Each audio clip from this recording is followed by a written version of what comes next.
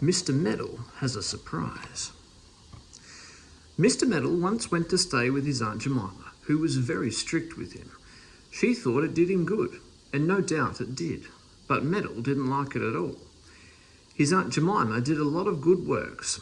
She went to read to sick people, and she took pies and soups to the poor. She knitted socks for the soldiers and did everything she could to help other people.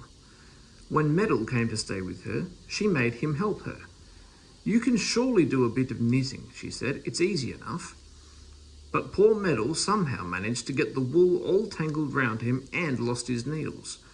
"Are you trying to knit yourself as well as the wool?" asked his aunt crossly as she untangled him. "Perhaps it would be better if I took your pies and soups out," said Meddle, thinking that it would be much easier to carry a basket than to knit a sock. "Well, you can't make quite such a muddle with a pie as you can with wool, I suppose," said Aunt Jemima. "I'm making a meat pie tomorrow for poor old Mrs. Cook, who is in bed with a bad leg and can't do anything for herself. You shall come with me to see her and carry the basket for me." "All right, Aunt Jemima," said Meddle with a sigh. "I'll come." So the next day Aunt Jemima made a lovely round pie with crust on it and a pretty pattern round the edge. She took it out of the oven and showed it to Meddle. "I wish we could have it for dinner," said Meddle longingly. "Don't be greedy," said his aunt. "Now, just put it into that basket with a lid, Meddle. It's in the cupboard over there." Meddle found the basket. It was oblong and had a lid that shut down so that whatever was inside was safe from cats or dogs. "Put the pie in, Meddle," called his aunt, "and don't forget to shut the lid down. I'm going up to put on my hat and you can wait for me in the garden." Meddle put the pie into the basket, but he forgot to shut down the lid. He went into the garden and put the basket down for a moment whilst he unpegged his scarf from the line. He felt to see if it was dry. It was, so he knotted it round his neck. Now, whilst he was fiddling about with his scarf, a big blackbird flew down to the basket. It put its head on one side and looked at the pie. It looked good. The blackbird stood on the pie and pecked at the crust. Beaks and tails, it was delicious. Meddle heard his aunt coming. He remembered that she told him to be sure to shut down the lid of the basket, and he hurriedly kicked it shut with his foot.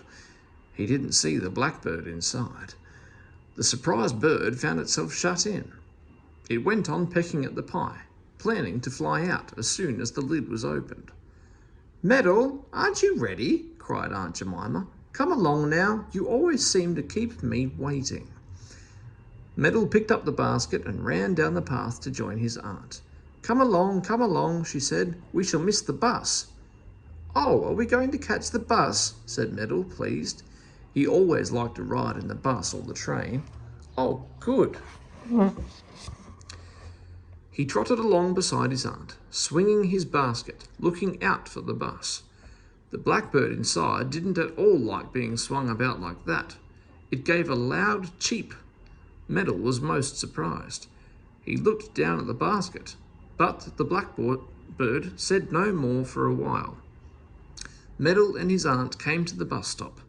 The bus was not in sight, so they both sat down on the seat. Meddle put the basket on his knee, for he was afraid he might forget it if he put it down on the seat. The blackbird began pecking again at the crust. Peck, peck, peck. Meddle had sharp ears. He listened to the peck, peck, peck in surprise. "Your pie does make a funny noise," he said to his aunt. She stared at him in surprise. "Meddle, I do hope you're not in one of your silly moods this morning," she said to him sharply. "You know quite well that pies don't make a noise." "Cheep, cheep," said the blackbird. Meddle looked at the basket in astonishment. His aunt was a bit deaf, so she hadn't heard anything. "Your pie is saying cheep, cheep," he told his aunt. "That's nothing to what you'll be saying in a minute when I smack you hard," said his aunt crossly. "Telling me that pies say cheep, cheep. Hold your tongue, Meddle."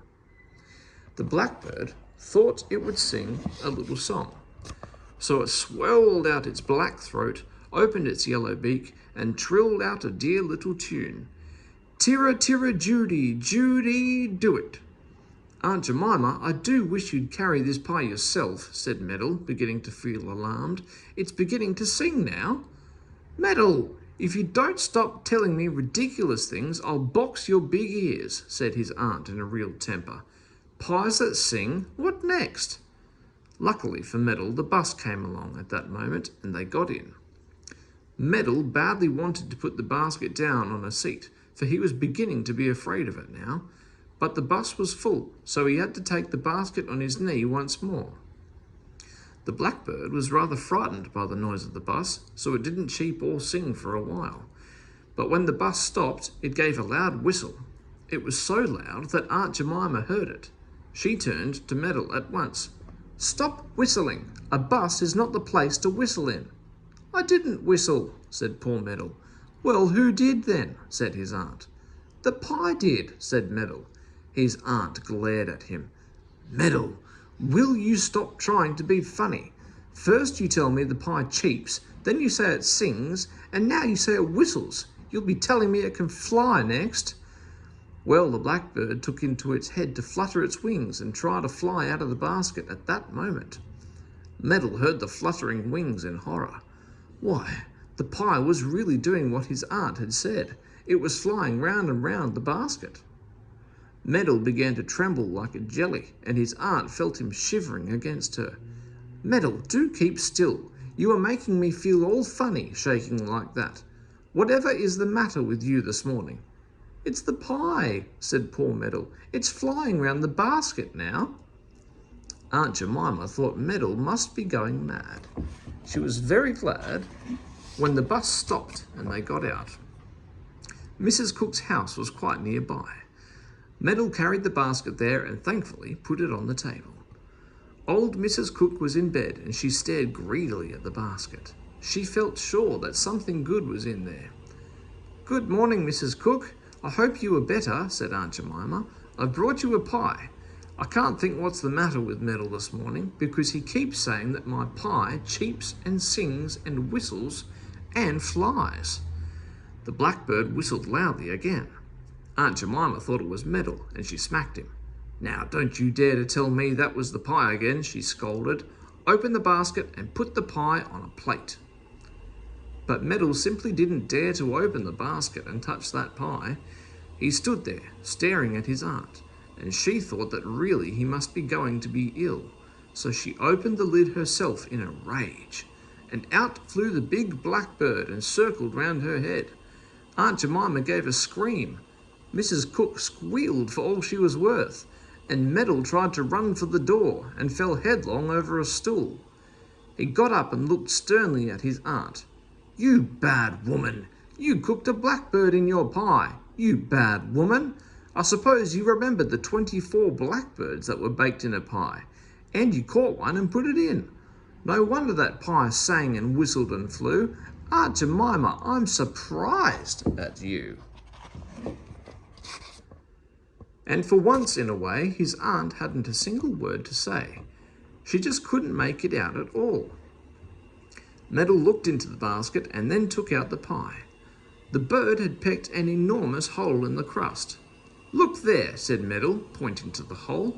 That's the hole the bird pecked so that it could get out of the pie. I think you are a most unkind person, Aunt Jemima. He stalked out of the house and went home, and whenever his aunt scolded him after that, Meddle would stare hard at her and say, Blackbirds, I haven't forgotten that, Aunt Jemima.